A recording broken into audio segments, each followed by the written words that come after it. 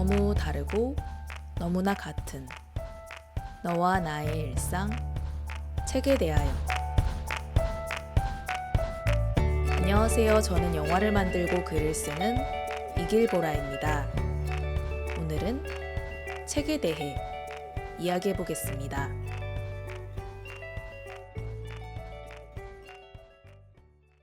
엄마와 아빠는 책을 잘 읽지 않습니다. 글을 읽기가 어려워서죠. 문자 언어로 이루어진 글을 읽기 위해서는 끝없는 학습을 해야 합니다.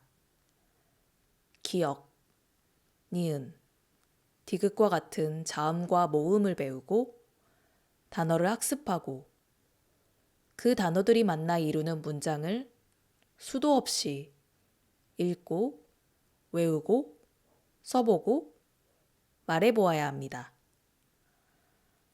문자 언어와 음성 언어는 같은 문장 구조를 가지고 있습니다. 입으로 말하는 말투를 구어체라고 하고 글로 쓰는 말투를 문어체라고 하죠. 청이는 문어체 형식의 문장을 말하기도 하고 구어체로 글을 쓰기도 합니다. 수화 언어는 조금 다릅니다. 그만의 어순과 문법 체계가 존재하는 언어입니다. 그래서 수화 언어를 사용하는 농인이 청인 중심의 세상을 살아가기 위해서는 문자 언어를 습득할 필요가 있습니다. 어렸을 때부터 읽고 쓰기를 잘 배웠다면 좋았겠지만 한국의 특수교육 현실은 그렇지 않습니다. 이 이야기는 다음번에 해보도록 하고요. 1년에 책 한 권도 읽지 않는 엄마와 아빠에게 예외사항이 있습니다. 바로 딸이 쓴 책이죠. 제가 책을 내면 엄마와 아빠는 묻지도 않고 몇십 권을 주문합니다. 주위 사람들에게 딸이 책을 썼다며 자랑하고 선물합니다.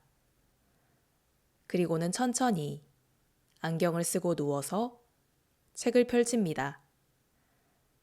한 글자, 한 글자씩 읽으며 문장을 해독하는 수준으로 들여다봅니다. 저 속도로 책을 읽으면 과연 언제쯤 다 읽을 수 있을까 궁금해지기도 하는데요. 어쨌든 엄마와 아빠는 완독을 합니다. 아무리 오래 걸려도 딸이 쓴 책이기 때문이죠. 그래서 저는 어떤 글이든 쉽게 쓰려 합니다. 저의 첫 번째 독자는 엄마와 아빠니까요. 어제는 글을 쓰다 엄마를 떠올렸습니다. 문득 제가 글을 쓰고 영화를 만들고 사람들 앞에서 말하는 일이 어쩌면 창작을 통한 통역이 아닐까 하는 생각이 들었습니다. 그 반대일 수도 있고요. 예술이라는 매체로 나의 세계를 당신에게 전달하기 위한 통역의 임무를 수행하고 있는 것인지도 모릅니다. 그렇다면 그건 왜 나만 해야 하는 것인지 의문이 들었습니다. 사회적 소수자로 불리는 이들은 계속해서 자기 자신을 설명하고 전달하려고 하는데 반대의 경우는 왜 그렇지 않을까? 다수는 늘 편하게 통역을 받기만 하고 왜 소수의 언어를 배우지 않는 것일까?